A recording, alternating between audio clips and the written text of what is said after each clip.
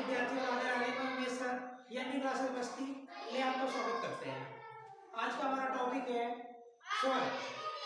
स्वर कितने प्रकार के होते हैं, तो आइए हम लोग देखते हैं स्वर कितने प्रकार के होते हैं और कौन कौन से स्वर होते हैं। यानी कल हमारा टॉपिक था वर्णमाला, आज हमारा टॉपिक है स्वर। स्वर की बात करते हैं। ये स्वर किसे कहते हैं? जिन ध्वनियों या वर्णों के उच्चारण में अन्य वर्णों की सहायता न लेनी पड़े उन्हें स्वर कहते हैं। यानी कहने का मतलब ये है, जिन वर्णों के उच्चारण में जो हमारा ये लिखा गया एक्सप्लेन में परिभाषा इसका लिखा गया, जिन ध्वनियों या वर्णों के उच्चारण में अन्य वर्णों की सहायता न लेनी पड़े। यानी ध्वनि के उच्चारण में या वर्ण के उच्चारण में अन्य वर्ण की सहायता न लेनी पड़े, उसी को क्या कहते हैं? स्वर कहते हैं। उदाहरण के रूप में जैसे दिया गया इसमें छोटा बड़ा, छोटी बड़ी, छोटा बड़ा इत्यादि, तो ये स्वर होते हैं। इसके बोलने में अन्य वर्ण की सहायता हमको नहीं लेनी पड़ती है। आइए देखते हैं हिंदी वर्णमाला में स्वरों की संख्या कितनी होती है। तो हिंदी वर्णमाला में स्वरों की संख्या 11 होती है। हिंदी वर्णमाला में स्वरों की संख्या कितनी होती है? 11। आइए हम लोग देखते हैं स्वर कितने प्रकार के होते हैं। स्वर कितने प्रकार के होते हैं? तो स्वर 3 प्रकार के होते हैं, ह्रस्व स्वर, दीर्घ स्वर, प्लुत स्वर। कितने प्रकार के होते हैं? 3 स्वर होते हैं, ह्रस्व स्वर, दीर्घ स्वर, प्लुत स्वर। तो आइए बात करते हैं ह्रस्व स्वर क्या होता है। ह्रस्व स्वर जिन स्वरों के उच्चारण में कम से कम समय लगे। यानी कहने का मतलब ये है, जब हम ह्रस्व स्वर का उच्चारण करें तो कम से कम समय लगे, उसी को क्या कहते हैं? ह्रस्व स्वर कहते हैं। जैसे उदाहरण दिया गया छोटा, छोटी, छोटा, री, इन वर्णों के उच्चारण में कम से कम समय लगता है, इसको कहते हैं ह्रस्व स्वर कहते हैं। ह्रस्व स्वर को मूल स्वर भी कहते हैं। ह्रस्व स्वर को मूल स्वर भी कहते हैं। अगला दिया गया है दीर्घ स्वर। अगला जो हमारा है ह्रस्व स्वर की बात आती है दीर्घ स्वर की। तो दीर्घ स्वर किस प्रश्न आता है कि दीर्घ स्वर किसे कहते हैं? तो जिन स्वरों के उच्चारण में ह्रस्व से दुगुना समय लगे, यानी कि बोलते समय ह्रस्व स्वर में दुगुना समय लगे, उसको क्या कहते हैं? ह्रस्व स्वर कहते हैं। वो सॉरी दीर्घ स्वर कहते हैं। या 2 मात्रा का समय लगे, यानी बोलते समय 2 मात्रा का समय लगे या दुगुना समय लगे, किसकी अपेक्षा? ह्रस्व स्वर की अपेक्षा। दीर्घ स्वर में अधिक समय लगता है बोलते समय, उसी को कहते हैं दीर्घ स्वर कहते हैं।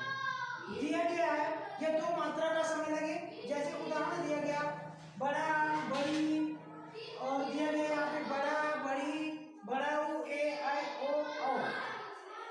ऐसे जो स्वर होते हैं इसी को दीर्घ स्वर कहते हैं।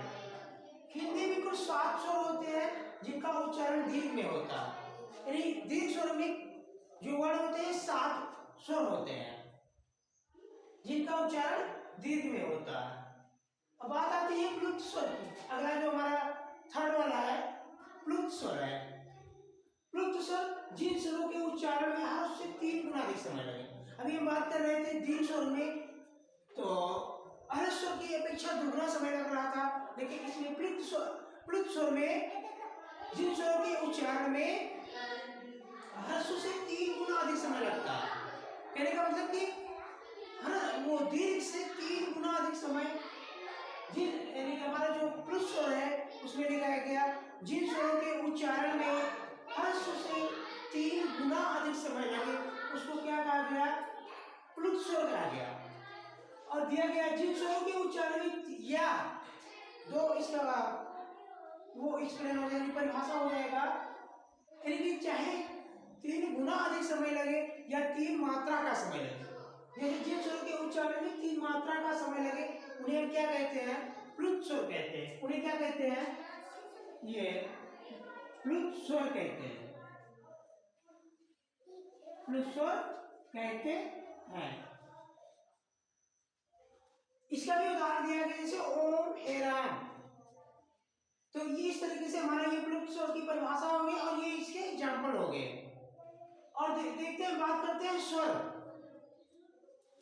ये स्वर कौन कौन से हैं?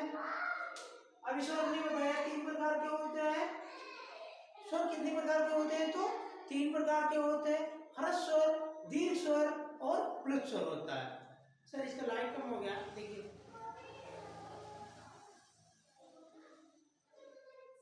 कंटिन्यू रहिए आप।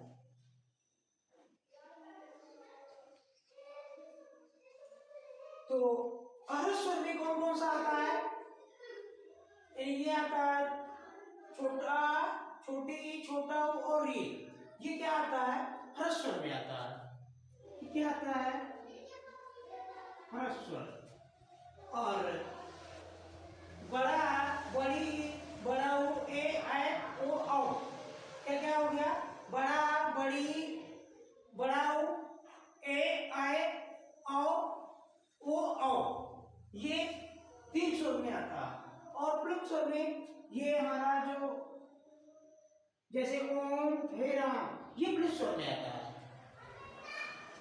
ये सब मिला करके टोटल इनकी जो संख्या होती है कितना होती है?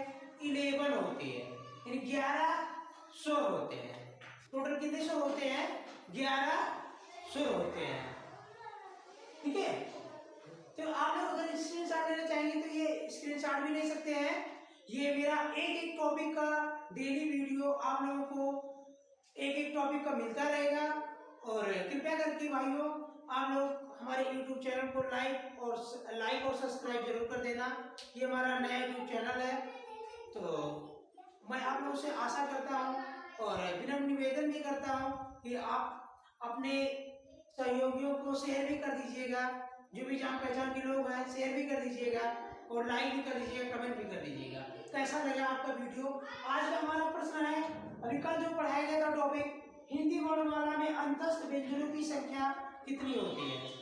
आज का हमारा प्रश्न है, हिंदी वर्णमाला में अंतस्थ व्यंजनों की संख्या कितनी होती है। तो इसी के साथ आज का टॉपिक बस इतना ही। जय हिंद, वंदे मातरम।